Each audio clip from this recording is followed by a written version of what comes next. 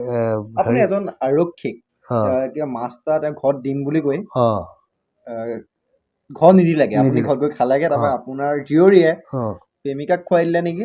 সেই ডাইলগটো কিন্তু মই খুব ভাল পাওঁ। মই ইমান কৌশল কৰি এজন পুলিচৰ পৰা মাছটো চল চাতুৰ কৰি সৰকাই আনিলোঁ এসাঁজ ধুনীয়াকৈ খাম বুলি, নিজে খাম বুলি।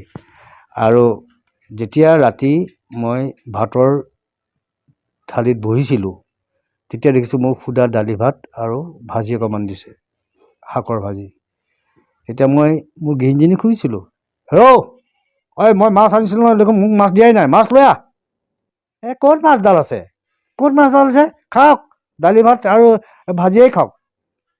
কি মাছ নাই? ইমান ডাঙৰ মাছ এটা আনিলোঁ, তই মাছ মোলৈ এটুকুৰা মাছো নথলি? কাৰ পয়ৰৱ খুৱাইছিলি হা? কাৰ পয়ৰৱ খুৱাইছিলি? কোনে খালে?